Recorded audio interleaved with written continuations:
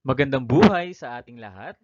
Para sa video na ito ay ating pag-uusapan ang mga kakayahang pangkomunikatibo, partikular na ang kakayahang sosyo-linguistiko na nakapaloob rito ang pragmatic, strategic at discoursal. Tara at sama-sama tayong matuto ng bagong kaalaman. Ngayon naman ay bigyan muna natin ng pagpapakahulugan ang kakayahang sosyo-linguistic. Ito ay pagsasaalang-alang ng isang tao sa ugnayan niya sa mga kausap, ang impormasyong pinag-uusapan at ang lugar ng kanilang pinag-uusapan. Isinasaalang-alang dito ang kontekstong sosyal ng isang wika. Sa mga bagay na dapat isaalang-alang para sa epektibong komunikasyon na inisa-isa ni Himes sa kanyang acronym na speaking, mapapansin na tatlo sa mga ito ay ang participant, setting at norm na binibigyan din ng konsiderasyon sa isang taong may kakayahang sociolinguistic. Kaya naman nararapat lamang na yung mga salik panlipunan ay maisaalang-alang sa paggamit ng wika. Katulad na lamang ng ugnayan ng nag-uusap, yung mga paksa, yung lugar, at iba pa. Ngayon naman ay alamin natin yung mga kakayahang pangkomunikatibo sa sociolinguistic. Una na riyan ay ang kakayahang pragmatic. Kung ang isang tao ay mayroong kakayahang pragmatic, natutukoy nito yung kahulugan ng mensahe na sinasabi at di sinasabi batay sa ikinikilos ng taong kausap. Natutukoy rin nito ang kaugnayan ng mga salita sa kanilang kahulugan batay sa paggamit at sa konteksto. Sa pakikipagtalastasan, mahalaga na maunawaan natin yung intensyon ng nagsasalita dahil sa pamamagitan nito mahuhulaan yung mensahe ng mga tagapakinig. Mahalaga na yung kakayahang pragmatiko bilang daan sa pagiging epektibo ng pakikipagtalastasan sapagkat nililinaw nito yung relasyon ng mga tao na nag-uusap, 'di ba, nagsasalita o nagpapabatid ng mensahe at kung ano ang tama o wastong kahulugan nito.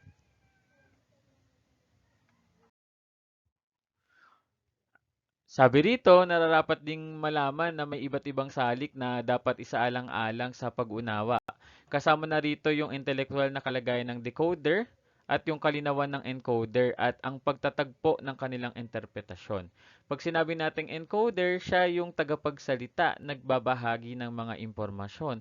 Samantalang yung decoder naman, siya ang tatanggap ng mga datos o ideya mula sa encoder kung saan siya ang magsasagawa ng interpretasyon at pagpapakahulugan rito.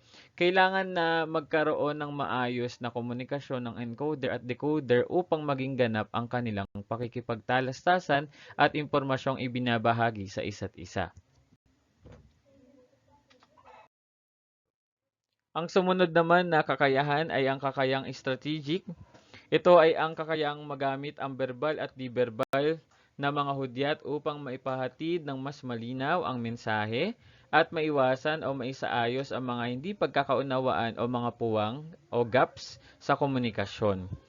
Dito, kailangan yung isang bagong nag-aaral ng salita na hindi pa bihasa sa paggamit ng wikang binibigkas ay paniguradong makatutulong sa kanya yung paggamit ng mga di-verbal na hudyat tulad ng kumpas ng kamay, ng tindig, ng ekspresyon sa muka at marami pang ibang mga di-verbal na komunikasyon na nakapagpapahatid ng tamang mensahe. Maging yung mga katutubong nagsasalita ng isang wika ay gumagamit ng mga kakayang strategic kapag minsan nakalimutan ang tawag sa isang bagay o nasa dulo ng kanilang dila at hindi agad maalaala yung mga tamang salita. Kilala rito yung mga Pilipino na madalas gumagamit ng mga senyas o yung mga sign language sa pamamagitan ng nguso, ng kamay, 'di ba, at iba pang bahagi ng katawan kapag sila ay nagtatanong ng lokasyon o ng mga direksyon ng isang lugar. Ngayon naman ay isa-isahin muna natin yung iba't ibang pag-aaral sa mga anyo ng di-verbal na komunikasyon. Una na riyan ay ang kinesic o yung tinatawag na kinesics. Ito ay ang pag-aaral ng kilos at gawa ng katawan. Hindi man tayo bumibigkas ng salita sa pamamaraan ng pagkilos ay maipaparating natin ang mensaheng nais nating ipabatid. Kadalasan ginagamit din natin ang mga kumpas. Nariyan ang halimbawa, di ba, saan ka papunta? 'Di ba? Ituturo mo ng iyong mga daliri doon, dito, 'di ba ang ibig sabihin nun? Ang sumunod naman ay ang ekspresyon ng mukha o yung pictics. Ito naman yung pag-aaral ng ekspresyon ng ating mukha. 'Di ba? Sa paghahatid ng mensaheng di verbal, hindi natin may pagwawalang bahala yung ekspresyon ng mukha. Sapagkat yung ekspresyon ng mukha, kadalasan, nagpapakita yan ng emosyon kahit hindi man natin sabihin. Sa pamamagitan nito, maihinuan natin yung nararamdaman ng isang tao kung siya ay masaya, malungkot, galit o takot ang kanyang nadarama. Diba? Halimbawa, yan, nag-scroll ka lang sa FB tapos biglang siyang nag-chat, 'di ba? Yung mukha mo napangiti, 'di ba? Naging masaya. Ano kaya ang kahulugan nun? Ang sumunod naman ay yung galaw ng mata, yung tinatawag nating oculesics. Ito naman yung pag-aaral sa galaw ng mata. Nakikita sa galaw ng ating mga mata ang nararamdaman natin. Sinasabing ang mata ang durungawan ng ating kaluluwa sapagkat ito ay nangungusap. Ipinapabatid ng ating mga mata ang mga damdaming nararamdaman natin kahit hindi natin ito sinasalita. 'Di ba? Halimbawa yan. Sila, kindat ka lang pag di mo alam yung sagot. 'Di ba? Yung kaklase mong di marunong kumindat. Okay. So may ibig sabihin yung galaw ng ating mga mata. Ang sumunod naman ay ang vocalics. Ito ay ang pag-aaral ng mga di-linguistikong tunog na may kaugnayan sa pagsasalita. 'Di ba yung pagsit-sit, halimbawa, may ibig sabihin ang mga ito. 'Di ba yan? Nakikita natin sa larawan, nanay mong handa na magsermon, tapos sumitsit. 'Di ba gumanoon? Sumunod naman ay ang pandama o paghawak o yung tinatawag nating haptics. Ito yung pag-aaral sa mga paghawak o pandama na naghahatid ng mensahe. Nandyan ang halimbawa, yung bagsak ka sa test ninyo pero tinapik ka ng tropa mo kasi pareho kayo, 'di ba? Sumunod naman yung tinatawag na proxemica o yung proxemics. Ito naman yung pag-aaral ng komunikatibong gamit ng espasyo ayon kay Hall 1963. Ibig sabihin, merong ibig kahulugan o merong ibig sabihin ang mga layo o ang espasyo sa tuwing nagkakaroon ng komunikasyon. Ayan, meron tayong tinatawag na proxemic zones, 'di ba kapag sobrang lapit, intimate, pag medyo malayo ng konti, personal, at pag malayo ay social. Meron din tayong tinatawag na chronemics, 'di ba ito yung pag-aaral na tumutukoy kung paanong ang oras ay nakakaapekto sa komunikasyon.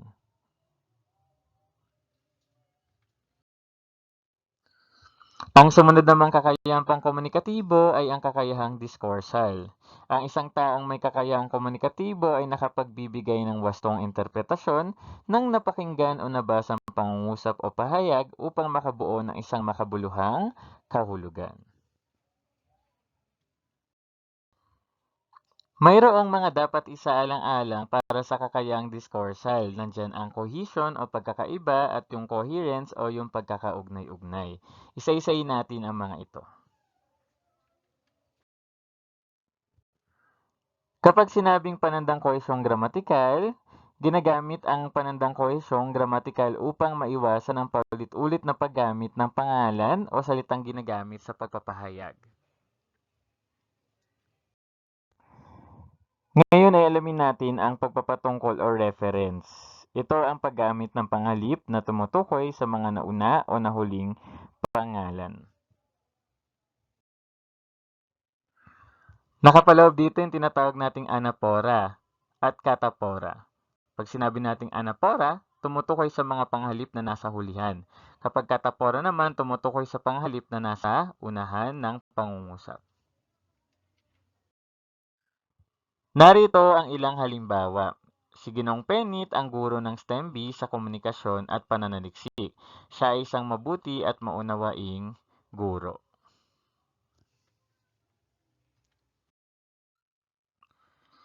Ito ang aming eskwelahan, ang Dasmariñas Integrated High School, ang unang paaralan na naging ISO certified.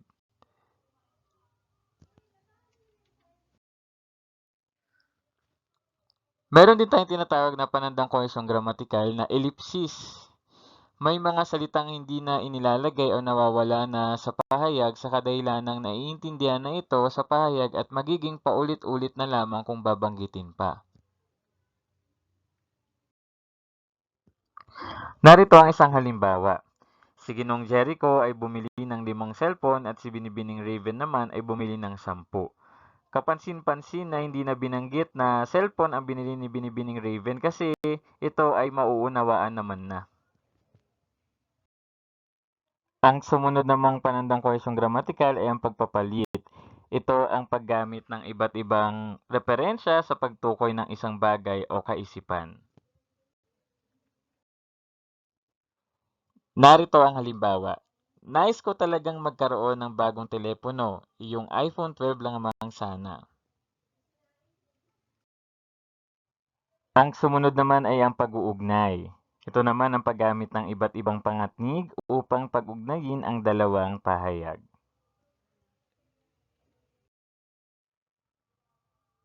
Ano nga bang pangatnig?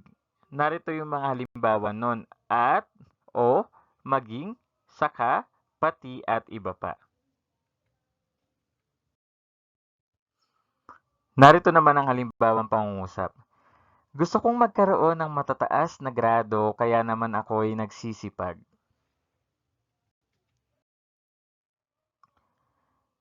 Para naman sa panandang pandiskurso, meron tayong tinatawag na panandang naguhudyat ng pagkakasunod-sunod ng mga pangyayari. Halimbawa, paano magluto ng isang pagkain? Paniguradong may mga hudyat na magagamit ka dyan tulad ng una, ikalawa, at iba pa. Sumunod naman yung panandang naguhudyat ng pagkakabuo ng diskurso.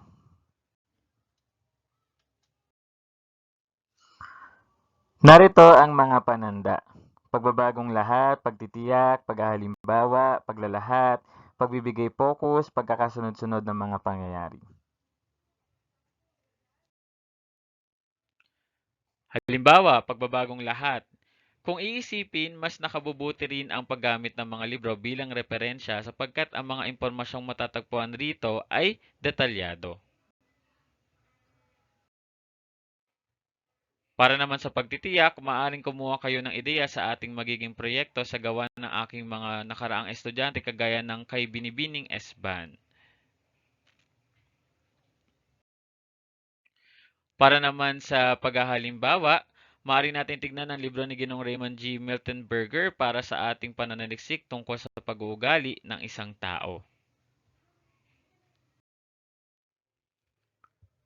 Para naman sa paglalahat, sa madaling sabi mare, si Aling Marites daw ay nalubog sa utang.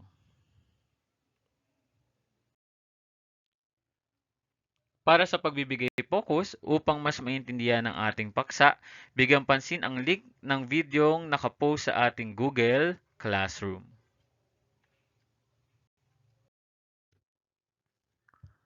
Para sa pagkakasunod-sunod, ang sumunod, tinalakay naman ang pagbabalance ng mga chemical reaction sa aming klase sa chemistry.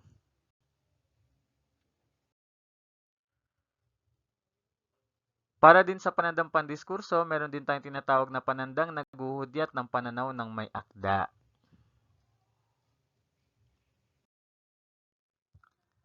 Halimbawa, kung ako ang tatanungin, mas nakabubuting ang librong ito ang ating maging referensya.